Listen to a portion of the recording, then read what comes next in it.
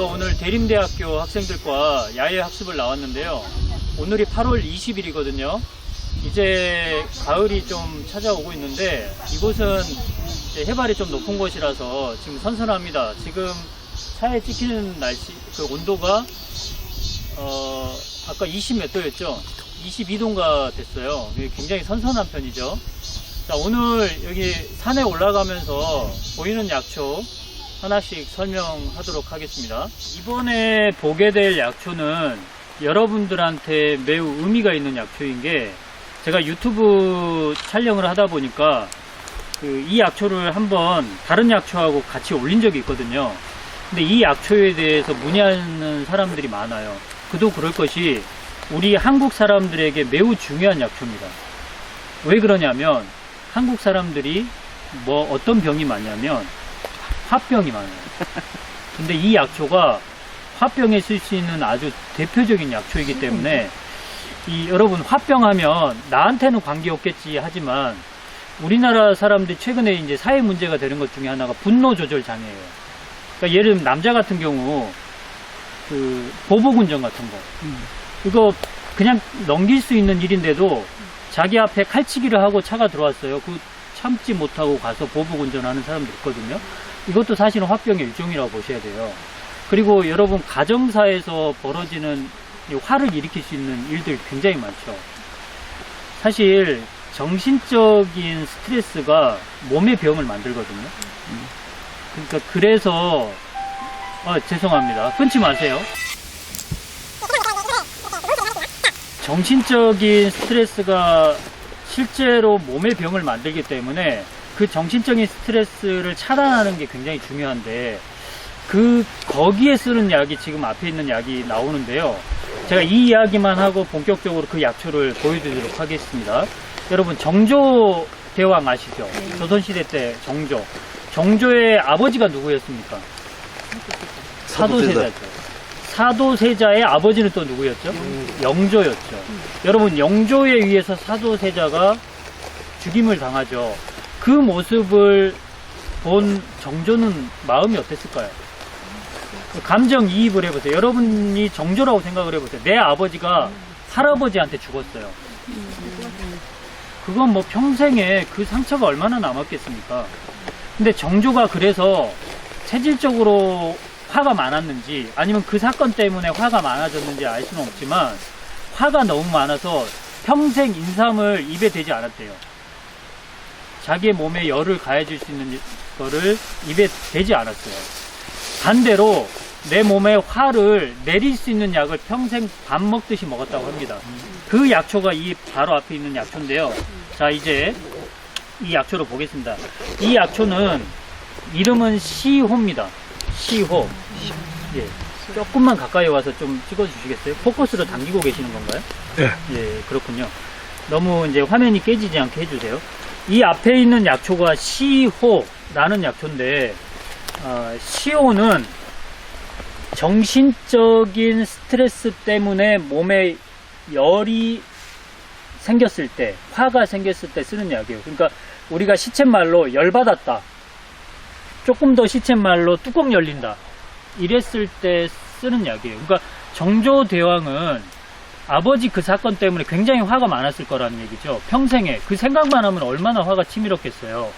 그래서 이 시호를 밥 먹듯이 먹었답니다. 진짜 계속 먹었다고 그래요. 이 화를 이렇게 내리기 위해서요.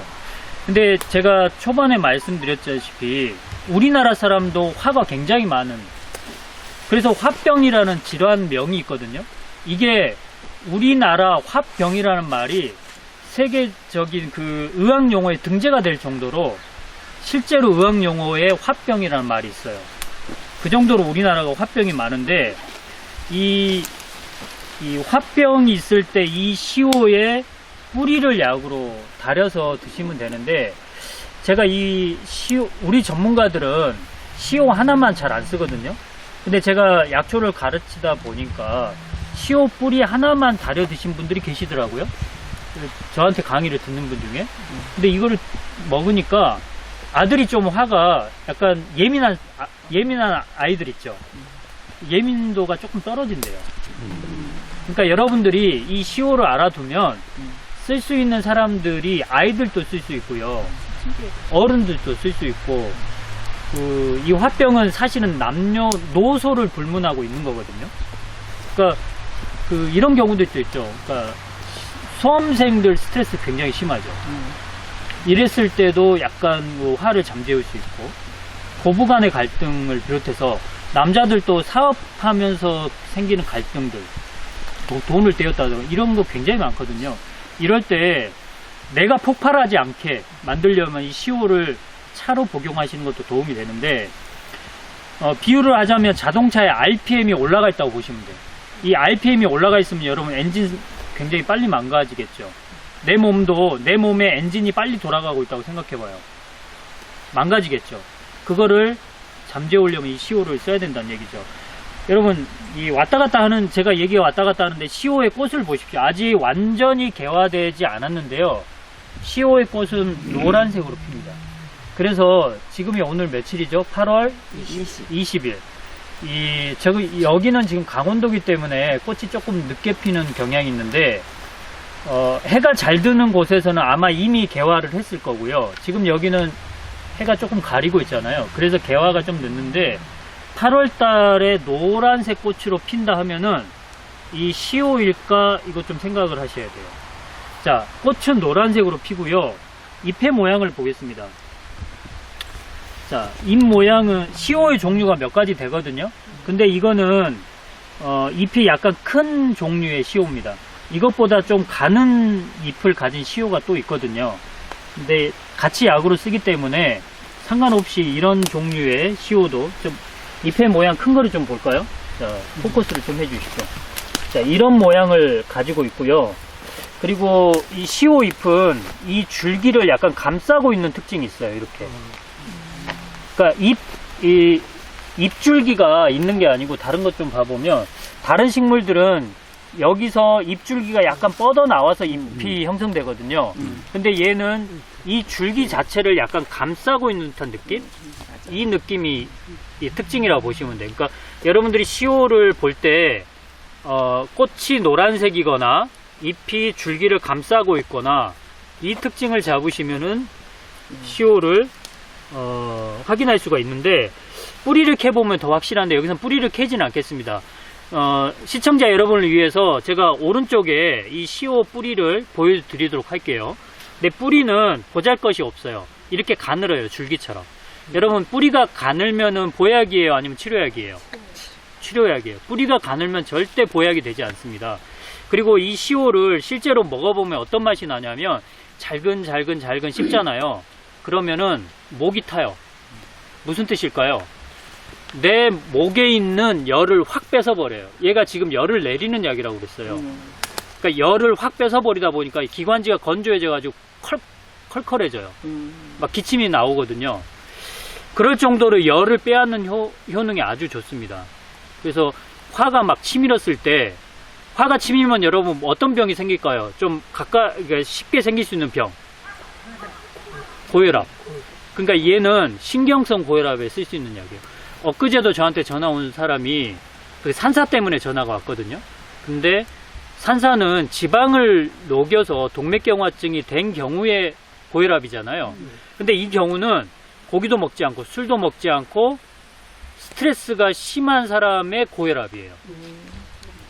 신경성 고혈압. 이 경우에 시호를 쓰셔야 돼요. 그리고 신경성으로 또 뭐가 또 생길 수 있을까요? 고혈압 말고. 소화죠. 위장, 그러니까 이거는 소화제는 아닌데요. 간접적으로 소화를 도와줘요. 그리고 특히나 시호가 어디에 또 좋은 약으로 배속이 되냐면 간에 좋은 약이에요. 왜 그러냐면 이게 설명을 길어지긴 하는데, 이 스트레스를 받으면 가장 치명타를 받는 것 중에 하나가 간이거든요. 여러분, 스트레스성 지방간이 있어요.